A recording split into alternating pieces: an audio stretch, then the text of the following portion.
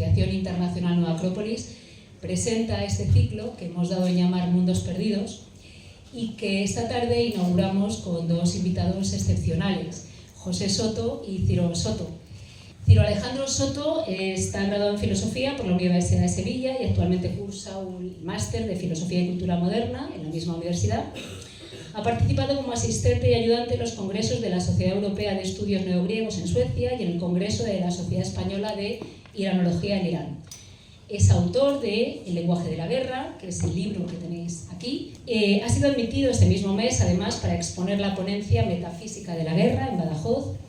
Y además de representante de los Colegios Concertados de Granada, también ha sido designado como consejero escolar del Instituto Regina Mundi y galardonado con la beca de honor de la Residencia Militar de Estudiantes de San Hermenegildo de Sevilla. Ciro nos va a hablar de Atlantis, esa maravillosa civilización que conocemos a través del filósofo Platón, y desde esas teorías platónicas creo que vas a abordar otras perspectivas sin olvidar las investigaciones más recientes, ¿no? Por supuesto. Y vuelvo a deciros, Pepe, Ciro, muchísimas gracias por estar aquí, es un placer teneros.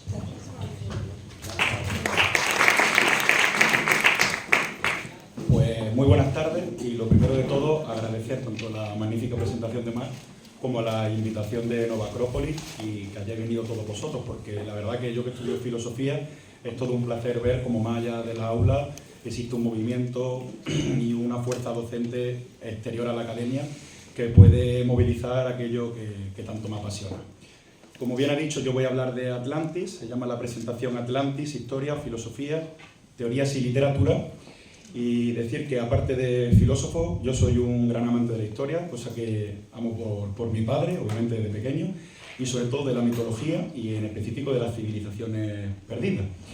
Y además, pues al final, hablaré un poquito de mi ópera prima, que salió en abril del año pasado, y que está estrechamente relacionada con la historia de Atlantis.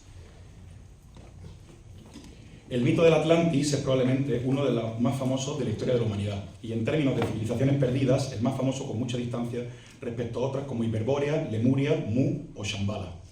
En esta charla voy a exponer paso a paso no solo las fuentes y orígenes de este misterio, sino además algunas de las teorías destacadas y las diversas interpretaciones de hacia dónde podría dirigirse algunas de estas investigaciones.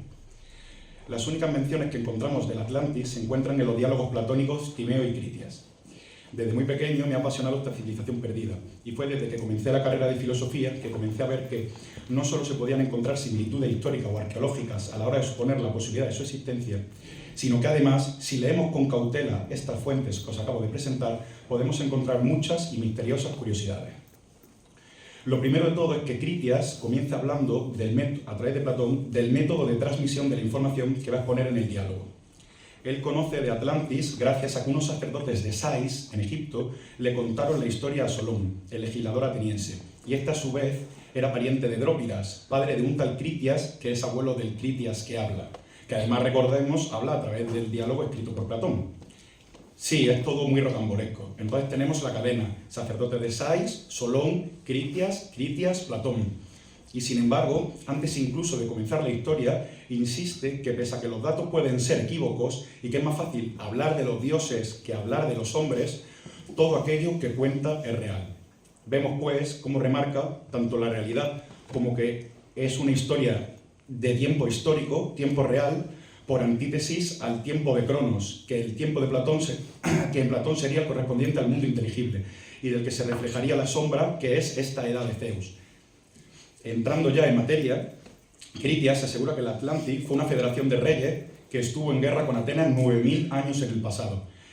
y que dominaba un territorio dividido en varias regiones, que juntas eran más grandes que Asia y Libia juntas, es decir, más grande que la península de Anatolia y el norte de África juntos. Este imperio cayó por su ibris, debido a un poderoso terremoto, y añade que la navegación quedó impracticable. Antes de continuar explicando qué fue Atlantis, realiza una serie de descripciones sobre la Atenas y el Ática de aquel tiempo, y hace especial hincapié en que la cultura de las costas fue destruida por guerras e inundaciones, y que el renacimiento de Grecia vino desde las montañas, donde no conocían las tradiciones y la lengua con precisión, y así recuerdan nombres de héroes, pero no sus acciones. Por eso Critias ha de recurrir a la leyenda oralmente transmitida desde Sais, porque los sacerdotes egipcios sí conocen nombres anteriores, incluso a héroes como Teseo. Critias dice que cuando los dioses se repartieron el mundo, Poseidón se quedó con Atlantis y junto con Clito, hija mortal de Leucipa y Évenor, gestó 5 parejas de mellizos que correspondieron con las provincias del imperio. Los nombres que destacamos son Atlas o Atlante, que gobernó sobre la isla principal de Atlantis, aquella que estaba más allá de las columnas de Hércules y que albergaba la capital, que estaba circundada por 2 canales y 3 murallas concéntricas, de las cuales solo se recalca la circularidad en los fosos de agua, pero se infiere que también en las murallas, ¿no? por obviedad. Y luego el otro gemelo de Atlante, Gadir, que gobernó sobre la tierra más cercana a las columnas, y que, como todos sabemos, es el gran nombre del mito de la Atlántida a la hora de erguir hipótesis acerca de su posible realidad, ya que este nombre y su situación geográfica parece indicar inequívocamente a Cádiz. Este pueblo, según Critias, llegó a comerciar con Egipto y eran expertos metalúrgicos, especializados en el oricalco, el oro rojo, y añade que en su tierra el animal más abundante era el elefante, que se realizaban hecatombes taurinas y equinas, y que en el templo central de la isla capital, aquel lugar dedicado a Poseidón, se erguió una columna de oricalco con las leyes de Atlantis, que pese a que cada provincia era administrada por un rey, todos seguían siempre lo descrito en aquel monumento. Expongo ahora una serie de referencias sobre la descripción, para después plantear la hipótesis principal del trabajo. Se hace especial hincapié en el ancho de los canales y las dársenas, así como también en el tamaño de la isla interior de la isla capital y de su puerto y su templo, también de la llanura, ríos y lagos en derredor suya. Todo esto referenciando lo comentado al principio. Expuesto esto, si bien recordamos la cadena Sais, Solón, Critias, Platón, sería ridículo tratar estos datos expuestos en estadios y arpentos con aparente precisión.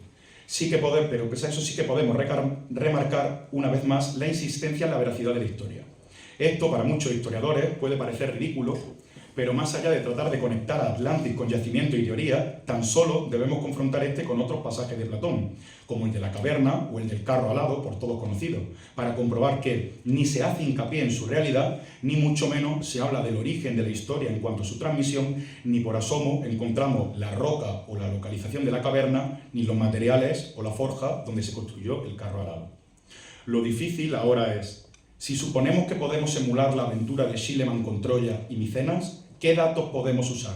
¿Qué investigaciones se han hecho a partir de cada uno de ellos?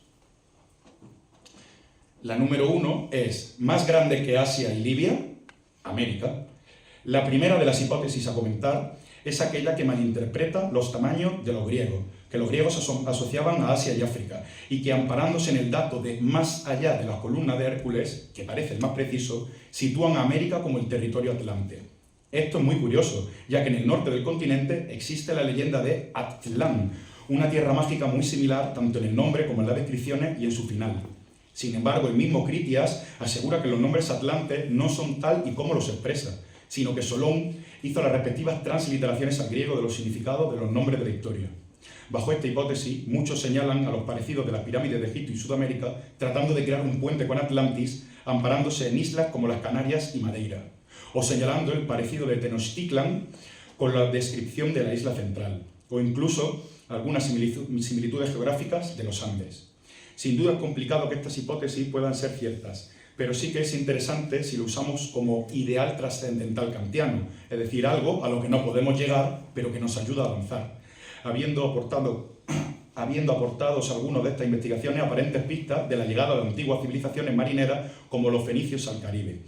También, como curiosidad, comentar que los reyes de España llegaron a afirmarse reyes de Atlantis durante el reinado de los reyes católicos y más adelante durante la conquista de América, y podemos encontrar a estos gigantes atlantes en multitud de monumentos y obras de arte en una muestra de propaganda imperial que vinculaba a España con la Atlántida.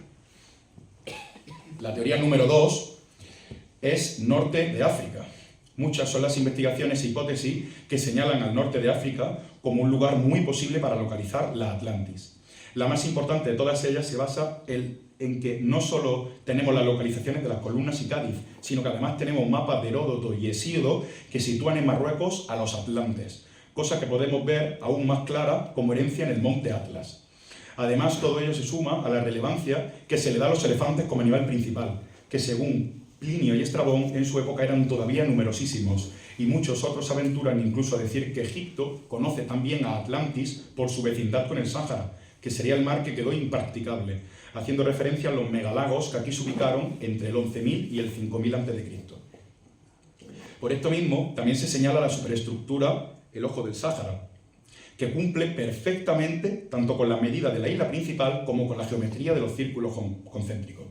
Pero claro, hay mucha evidencia de que este lugar es una formación meramente geológica, aunque no lo descartaría por completo después de ver lo ocurrido con la pirámide de Java, que hasta hace un año llevaba una década considerándose una peculiar montaña y de la que hablaremos más adelante. También comentaré una teoría más a favor de África, que creo que es muy interesante e ilustradora. En esta aventura por preparar la ponencia, alentado por mi padre que recordaba el título del artículo, pedí en el archivo de la Universidad de Sevilla una copia de un número de la Revista de Occidente, la famosa revista de Ortega y Gasset. En él se hallaba un trabajo llamado La cultura de la Atlántida, de León Frobenius, que hacía referencia a la posibilidad de que los pueblos indoeuropeos que penetraron en África por Oriente Medio, el Mar Rojo y el Índico, hubieran dejado una estela de civilizaciones templarias, algo muy común en el mundo indoario, por el subsáhara, llegando luego al norte de África y de ahí a la península ibérica, explicando así las extremadamente antitéticas similitudes y diferencias entre esta cultura y la griega.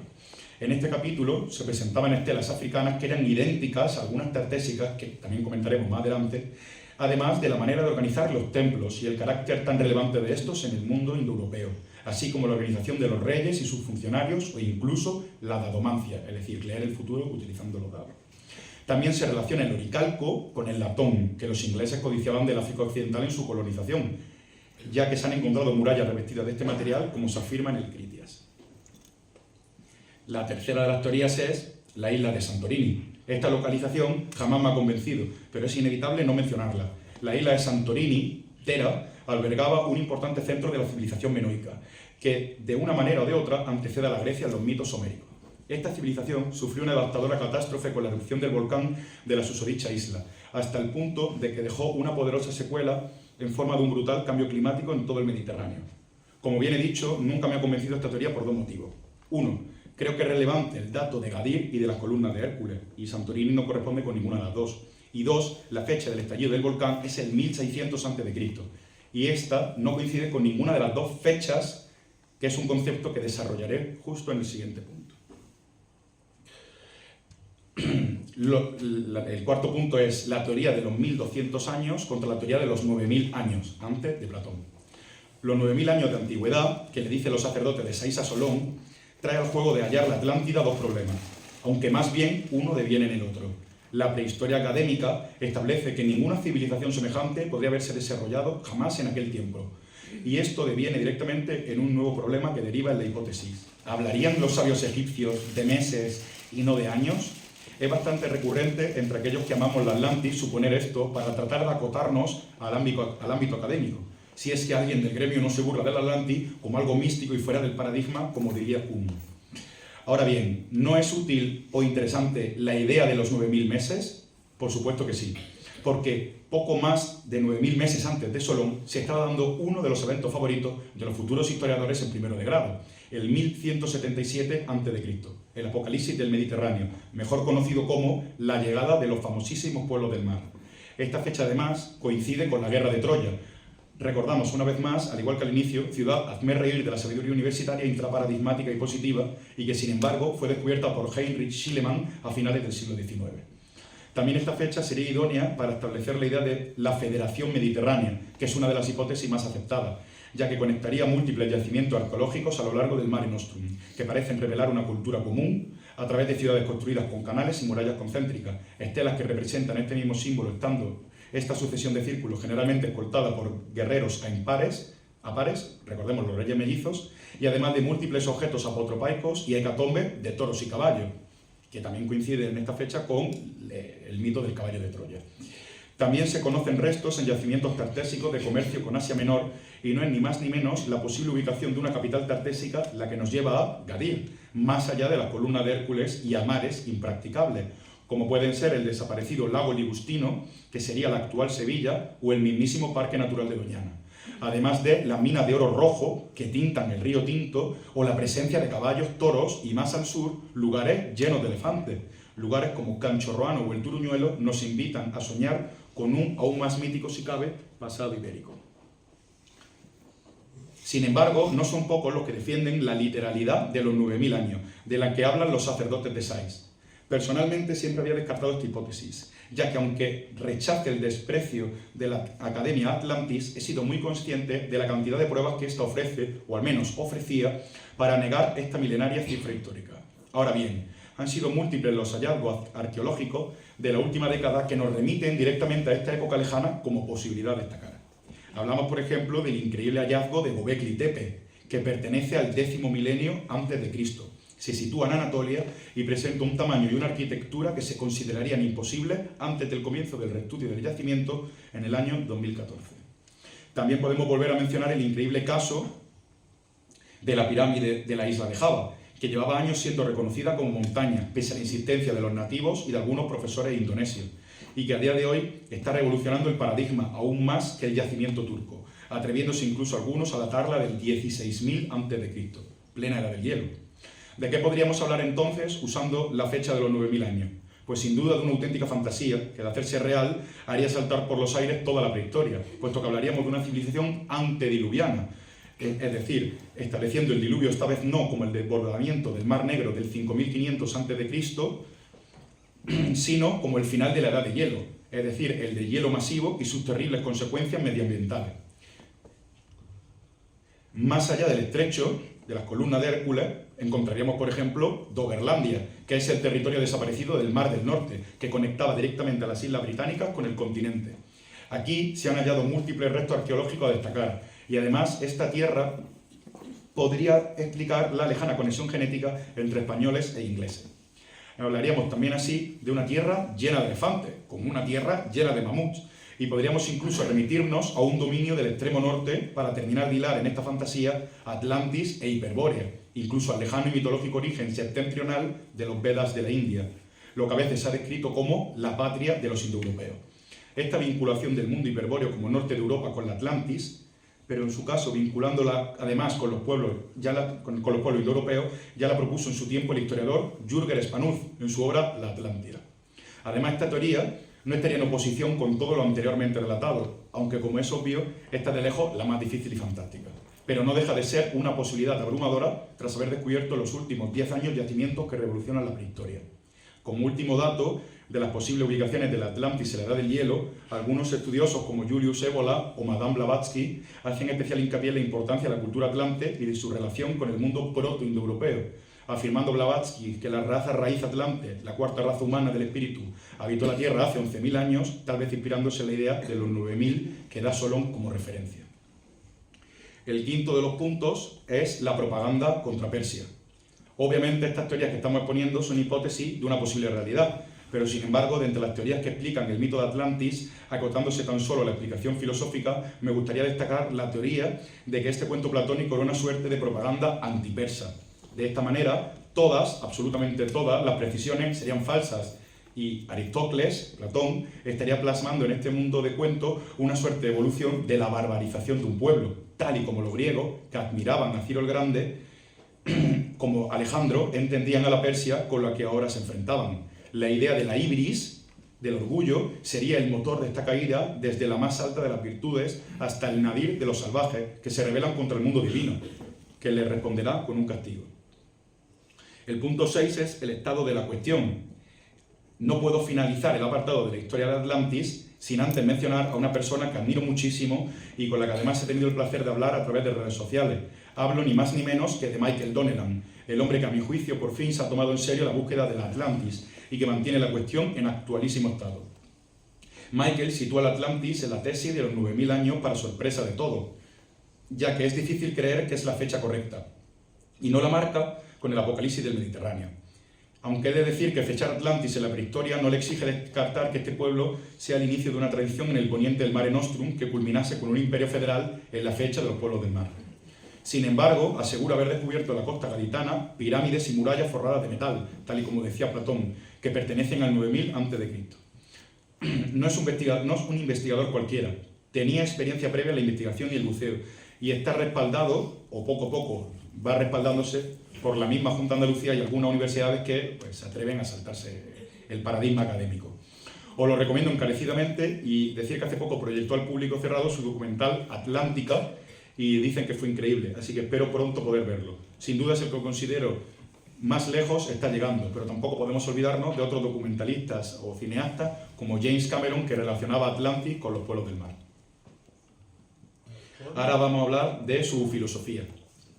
Volvemos una vez más al inicio, porque quiero dar una visión personal acerca de la interpretación filosófica del Atlantis de Platón, tal y como si rechazásemos por completo todas las teorías anteriormente planteadas. La mayoría de la gente siempre trata a la Atlántida como una posible continuación del sistema político presentado en la República, algo así como una suerte de advertencia de la condena de la ibris, incluso para los más grandes reinos. Sin embargo, yo creo que Platón no solo está haciendo referencia a lo obvio a través de la boca de Critias, sino que está siguiendo la doctrina aria de las edades del mundo, los llamados yugas en la India, más conocidos en Occidente como las edades de Hesíodo, y que creo trata de reconciliar con su idea de las eras de Zeus, los dioses, y Cronos, la historia real, el mundo de los hombres. Platón, con tanta descripción, con aspecto de precisión histórica y con la insistencia de que hablamos del mundo de los hombres y este tiempo de Zeus, creo que trata de reconciliar el origen del tiempo común, el tiempo del mundo sensible, la historia, con la edad de los héroes de Hesíodo, la Grecia homérica de la guerra de Troya, que en este caso representaría la teoría de los 9000 meses. ¿Por qué creo esto? Porque al ir la Atlantis más allá de la política de Platón, no solo representaría el problema de la ibris, sino también la posibilidad del hombre para evitar este ciclo dármico, ya que recordemos, la edad de los héroes es la que se encuentra entre el bronce y el hierro, es decir, es un pequeño repunte de la espiritualidad del hombre, de su posibilidad política, en este caso a través de la guerra como herramienta sacra. Y mencionar que esta teoría está relacionada con la charla que ha comentado Mar de la metafísica de la guerra. Es una teoría que personalmente sostengo se puede ver bien a lo largo de la metafísica de la guerra en todas las mitologías del mundo indo-iranio, siguiendo la tesis de Julius Evola, cultura que, por cierto, también migra hacia la Ática en torno al 1200 a.C., coincidiendo una vez más con la teoría de los 9000 meses.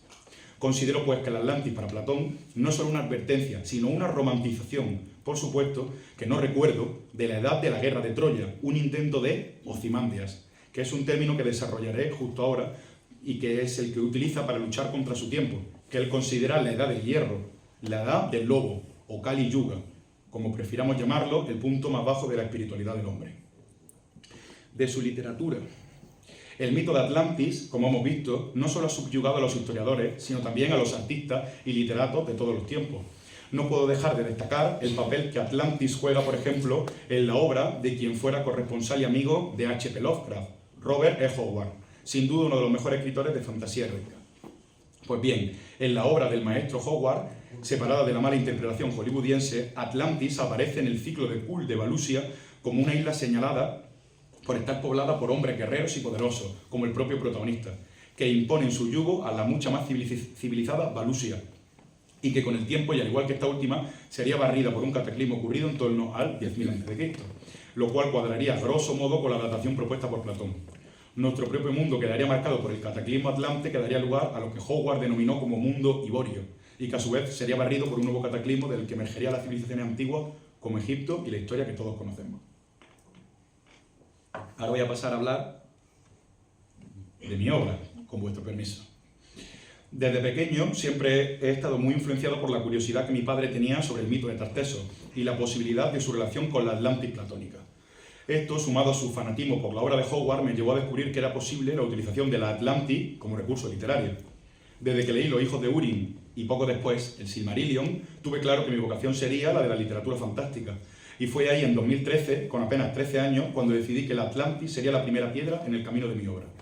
A día de hoy, casi 11 años después, puedo asegurar que fue una de las mejores decisiones que he tomado en mi vida, ya que este continente mítico es el que me ha permitido establecer en mi obra una serie de coordenadas que la diferencian enormemente de otras construcciones de lo que hoy en día se llama lore, que tenemos en el momento literario, acercándome a la literatura romántica y por romántica, que trataba de unir la fantasía con la historia. El proyecto no ha parado de crecer a lo largo de estos 10 años y os voy a introducir a él con vuestro permiso, como he dicho al principio. Crónicas del Hijo Pródigo es el nombre del proyecto que a día de hoy está planteado para comprender unos 30 libros. Estas crónicas se dividen en sagas, cada una de las cuales representa un género de fantasía, y estas sagas a su vez están compuestas por episodios, siendo cada uno de estos como un mínimo una biología y representando una era distinta dentro de la saga, entendiendo así que una saga de ciencia ficción podemos tener desde un episodio de la era Cyberpunk como otro de la era Space Opera, estilo de Guerra de las Galaxias, o para el libro que os quiero presentar, una saga de fantasía que puede albergar un episodio que represente una época similar a la Edad Antigua u otra parecida a la moderna. En este caso, mi ópera prima, El lenguaje de la guerra, abre la trilogía que supone el episodio La llave de Merión, ambientado en una suerte de tardoantigüedad. Episodio que se encuentra in media res de la saga Los Reyes del Mar, aquella que corresponde con la fantasía. A lo largo del trabajo he mencionado un término, Ozymandias, y lo he utilizado para hablar del posible recuerdo útil que estaría tratando Platón de establecer con la relación de Atlantis con la Edad de los Héroes. Ozymandias es un soneto de Percy Bysshe Shelley, que habla de un aventurero que se encuentra en la estatua de Ramsés II, Ozymandias, destruida por el tiempo, pese a que en su base presumía de que tendría un legado eterno. Este nombre y su significado, tanto irónico como descriptivo de la naturaleza memorística humana, así como también motor de romantizaciones y nuevas fundaciones, me sirvió en mi camino filosófico para realizar varios trabajos, entre los cuales ya se proyecta también incluso mi tesis doctoral, lo cual dice bastante de la importancia de este concepto en mi persona. Y esto último es precisamente lo que descubrí preparando la presentación del lenguaje de la guerra, el cómo mi obra literaria podía también explicarse en términos de este concepto de Ozymandias, puesto que el Atlantis no es más que eso, la romantización de la posibilidad de un pasado increíble y generador de cultura, de una raíz común a todos los pueblos, pero que aún así fue destruido. Desde el inicio de la carrera seguí las obras de Campbell y Jung, y ahora hago lo mismo con Julius Evola. Y he utilizado la Atlantis de Platón en esta primera saga de mi obra, Los Reyes del Mar, como base para el desarrollo de una mitología y una historia que para los lectores más cultos y astutos suponga sorpresa tras sorpresa, tal y como si en una sola historia se unieran aquellos mitos que presentan similitudes a lo largo del mundo y que solo pueden explicarse con el psicoanálisis, como el de los autores mencionados, o con una larga tradición unificada de la cual somos tan solo un pequeño delta, viéndose aquí claramente a qué me refiero con Ozymandias en mi obra. Este concepto, además, se repetía en todas las facetas sin que yo fuera consciente de cómo se presentaba, y así como por fin puedo presentaros la sinopsis del lenguaje de la guerra, y luego, si me permitís, un pequeño fragmento. En aquellos tiempos, antes de que los océanos devoraran el Atlantis y el diluvio negara la tierra, cumplía en aquel mundo el grueso de su castigo la marca del pánico y las lágrimas, el hijo pródigo, a quien pese a todos sus nombres ya solo le queda este infame título. En esta historia, primer acercamiento a esta divina tragedia, descubriremos a Zagua desde los ojos de un curioso mago que sospecha que el mundo oculta un pasado épico tras leyendas y religiones. Comenzará su investigación leyendo las historias que rodean a Nimrod, el nacido de la guerra, un Balaín, raza asociada a este legendario mundo antiguo y que su contemporáneo tiempo trata de aniquilar. Nimrod un día recibirá la invitación de un profeta, pero él conoce bien la sordidez del mundo. Será su maestro quien tendrá que guiarle en su camino para conocer el lenguaje de la guerra y cómo usarlo para cumplir con su deber. El lector podrá encontrar aquí la fuerza de Ozymandias, del tiempo glorioso, como referencia a mitos como el de Iskandar, Alejandro Magno, contra Gog y Magog y sus puertas de hierro al final del Danubio, o como el posible origen de mitos similares como el hundimiento de Atlantis y el diluvio universal se convierten en un solo hecho. Además, la obra está planteada para ser un continuo soporte filosófico, girando cada uno de los libros alrededor de un concepto clave para tratar de hacer los personajes realmente profundos y no simples arquetipos como el guerrero, el arquero, el elfo o el mago. Como habéis podido ver en la sinopsis, esta ópera prima gira en torno al lenguaje de la guerra, construyéndose así los personajes alrededor, y no solo de forma indirecta, sino también directa en forma de diálogos casi al estilo platónico, de en este caso el concepto de la guerra, recogiendo múltiples proyecciones desde bélicas hasta metafísicas, e inspirándome de muchos autores diferentes, como pueden ser Heráclito, Nietzsche o Hegel. Todo esto con el telón de fondo que conecta cada libro, cada episodio y cada saga, que es la historia del hijo pródigo, que sin develar demasiado es de lejos el material más filosófico de la obra y que está estrechamente relacionado con esta idea de Ozymandias. Ha sido un placer poder compartir con vosotros esta breve introducción a mi obra y será también un placer estar firmando ejemplares y anunciar que en junio está prevista la salida del segundo manuscrito de la trilogía La llave de Merión, que se llama Metafísica de la Victoria.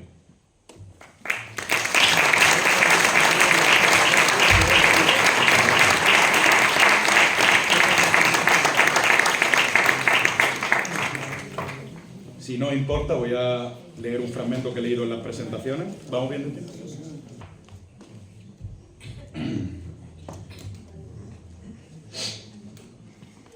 Capítulo 1. El nacido de la guerra. La guerra es la madre de todas las cosas, y como tal, mantenía aquel día, como en todos los demás, a todas las cosas en una eterna batalla.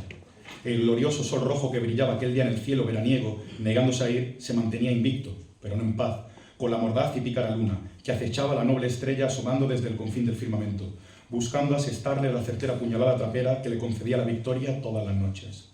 El mismo arrebol guerreaba con el blanco de las últimas nieves de aquella pradera de Ragua, buscando ambos colores imponerse para ganar el título de protagonista en las obras que recordarían aquella escena. Hasta el mismo cielo donde flotaban ambos titanes celestes batallaba eternamente con la tierra, buscando distinción, pues ¿qué es la guerra, sino la palabra que resume cada historia? ¿Qué es este temido concepto sino la solución a cada problema, el alivio de cada tensión, la diferencia violenta que nos permite ser? Y no somos otros, sino los que conocemos su lenguaje, los que conseguimos ser nosotros mismos en una parte insignificante del todo. La guerra. La guerra es la madre de todas las cosas, pero aquel día la guerra era yo, y la madre también. Después de demasiado tiempo siendo cazados, siendo engañados y debilitados con artimañas, acechados en nuestras buscadas y amadas soledades, nos replegamos, ahora sí, juntos los pocos que quedábamos, rumbo hacia el único lugar donde aún quedaba un ejército que mantenía la fe en su reina. 21 cazadores capitaneaban aquel ejército suicida, y digo suicida, puesto que no solo se enfrentaban a nosotros, sino que se jugaban con este absurdo ataque una vez más el reconocimiento del rey Ronen Bandé, al igual que el líder de aquella cacería, el príncipe Héctor. Nuestras metálicas zarpas estaban en guerra con sus espadas, nuestros cuerpos perfectos con sus armaduras, nuestra gélida mente con sus llameantes ojos cargados de una codicia injustificada. Guerra, solo guerra. Cada espacio entre cada palabra que dices o lees es guerra. Cada minuto que pasa, guerra con tu yo del minuto anterior. Cada vez que un árbol brota de la tierra, es guerra para diferenciarse de esta. Guerra es diferencia y oposición, para dar paso a lo que luego congenia y se ama. Y guerra es sin duda ese mecanismo de la historia para no morir en la misma fosa común del vago recuerdo. Pero aquel día, tal y como todos la conocíais antes de que os contara esta otra perspectiva, no solo era muerte, también era vida, pues por la guerra se escurría de mis entrañas una parte de mí, que deseaba ser él mismo, una parte de mí que entraba en guerra conmigo para conseguir su independencia y finalmente nacer. No se me hizo extraño, pues no era la primera vez que sentía aquello. Mi vientre no estaba abultado, ni mis movimientos eran torpes. Fue guerreando donde nació la criatura, generando ruidos metálicos de resortes y mecanismos, y no entre llantos sino entre gruñidos, y con un coro de espadas y cantos de batalla recibiéndole. Se arrastró clavando sus zarpas en mi pierna, húmedo, entre extraños líquidos azules y sangre, hasta colgarse fieramente de mi gemelo, hundiendo 4 zarpas zurdas en él para poder descolgarse y reflejar en sus ojos escarlata la crudeza y para nuestra raza la belleza del mundo, en el que iba a vivir para con un aullido expresar su primera impresión de aquel grotesco cuadro. Sea la guerra, pues, y con esto último nació allí el nacido de la guerra, Nemrod.